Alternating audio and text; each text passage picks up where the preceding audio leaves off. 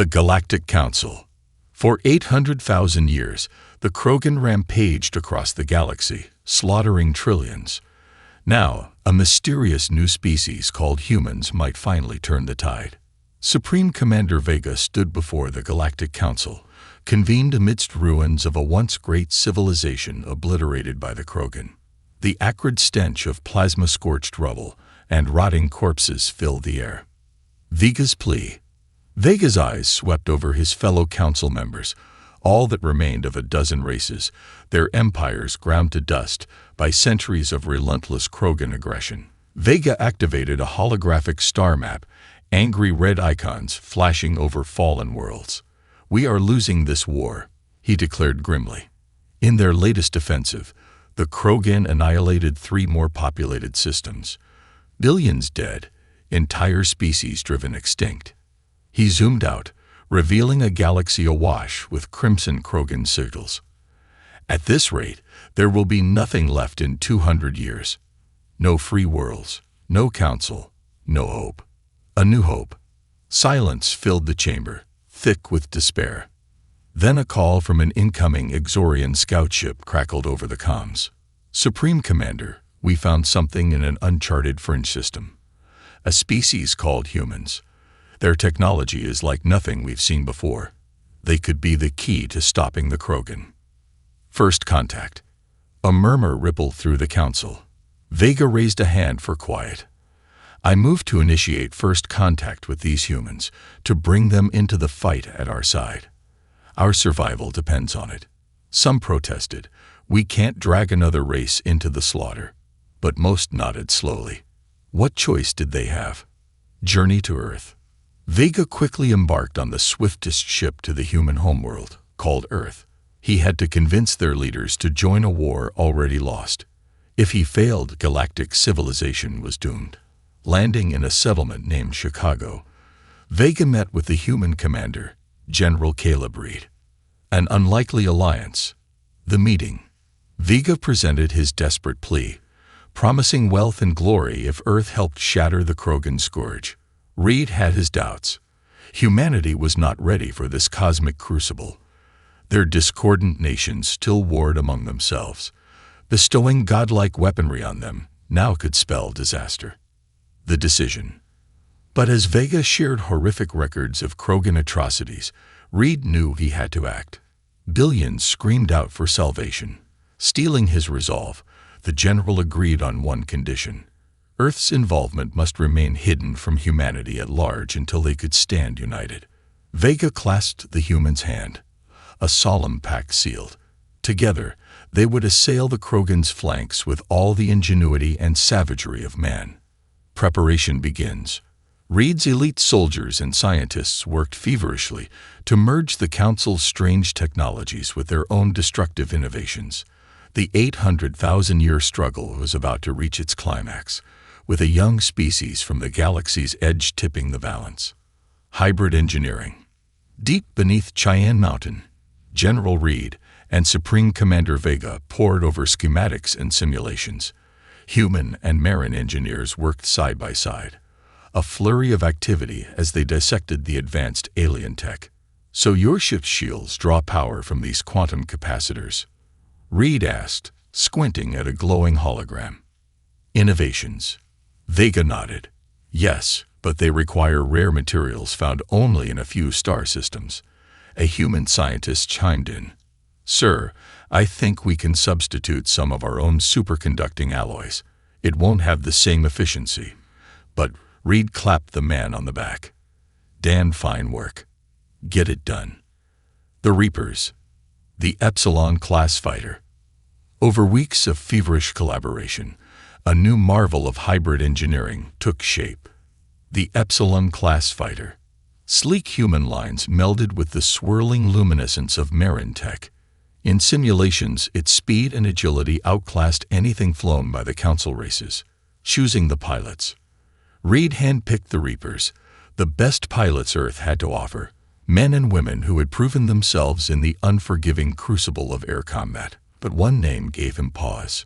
Marcus, a word. Brotherly concerns. Reed pulled his brother aside.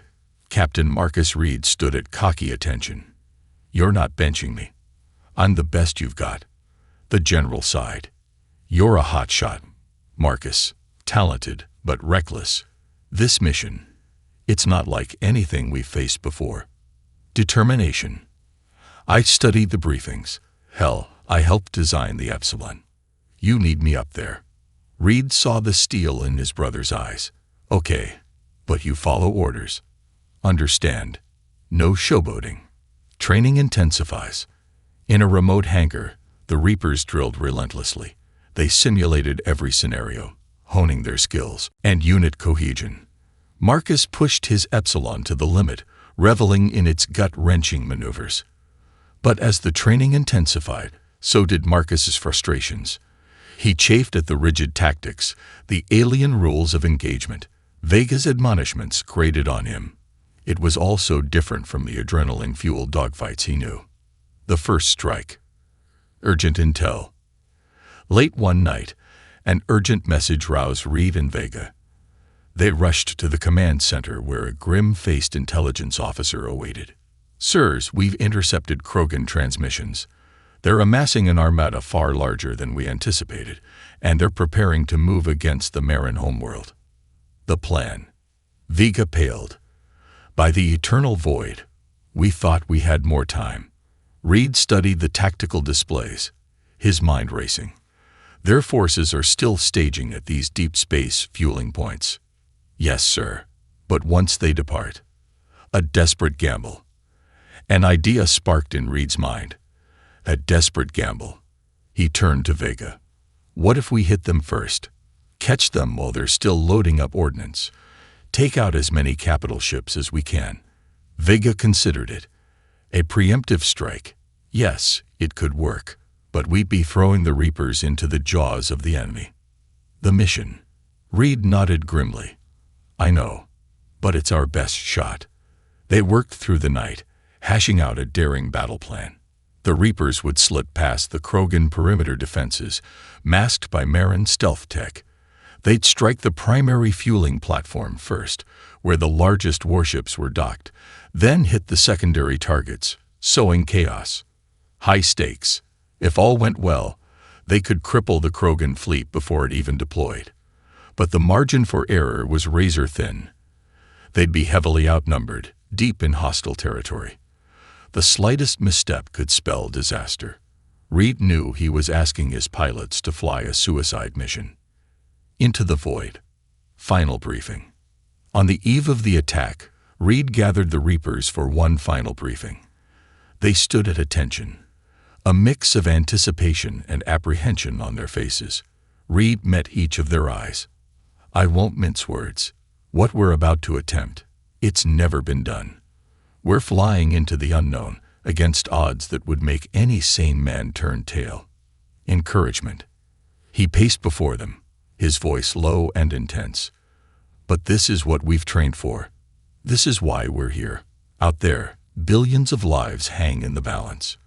Two galaxies teetering on the brink." Reed paused, letting the weight of it sink in.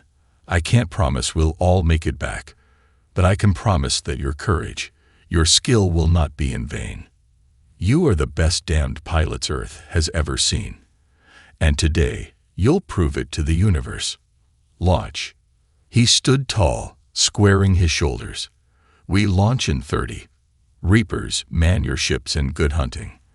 The pilots saluted sharply and filed out, their faces set with grim purpose. Marcus caught Reed's eye, giving him a nod of respect and understanding. The approach. In the cold vacuum of space, 24 Epsilon fighters streaked towards their target, the hopes of two civilizations resting on their wings. The Krogan base loomed before them, a monstrous construct overflowing with guns and swarming with fighters. There would be no second chances. Marcus gripped his control stick, his heart pounding. This was it, the moment of truth. The battle. The assault begins. The Epsilon fighters screamed through the void, their engines blazing as they closed in on the massive Krogan asteroid base. General Caleb Reed's voice crackled over the comm. "All wings, prepare to engage." Remember your training. We hit hard and fast. First engagement.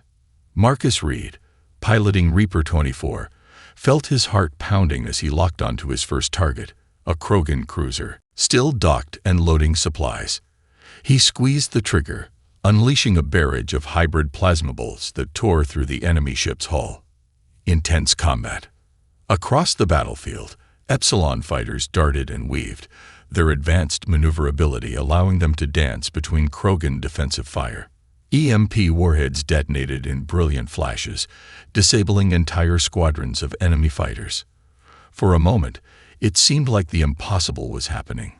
The Reapers were winning. Reinforcements arrive. But the Krogan were nothing if not resilient. As alarms blared across the asteroid base, reinforcements poured from hidden hangars.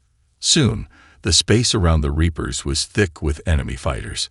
Marcus juked hard to avoid a stream of incoming fire, his cockpit rattling from the near miss. "This is getting hot," he shouted into his comm. The turning point. Marcus in trouble. A Krogan battle cruiser emerged from behind the asteroid, its massive guns targeting the Epsilon squadron. Before Marcus could react, a blast caught his fighter's wing, sending him into an uncontrolled spin. "I'm hit," Marcus yelled, fighting with his controls. "Can't maintain altitude." A brother's resolve. Caleb watched in horror as his brother's damaged fighter plummeted towards the asteroid surface. Marcus eject. But it was too late. Marcus's Epsilon slammed into the rocky ground, skidding to a stop near a Krogan outpost. Within moments, hulking Krogan soldiers swarmed the crash site, dragging the unconscious pilot from the wreckage. Rescue mission. Caleb's mind raced. The mission was in jeopardy, but his brother was in the hands of the enemy. Supreme Commander Vega's voice cut through his thoughts.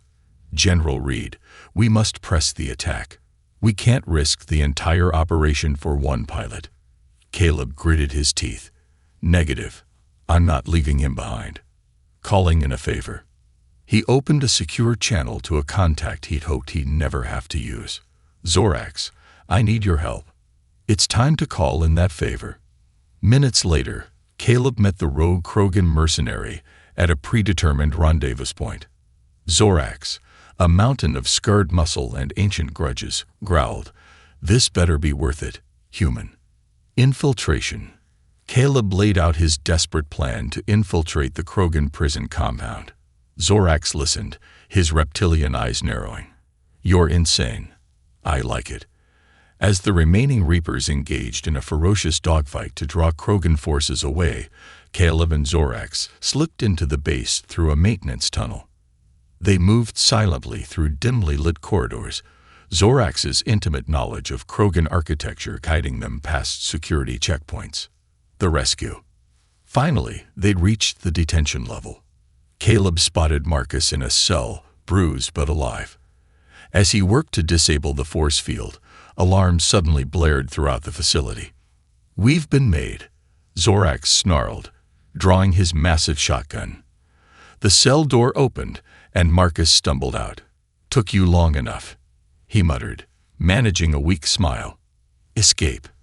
Their momentary relief was shattered by a booming voice that echoed through the prison block.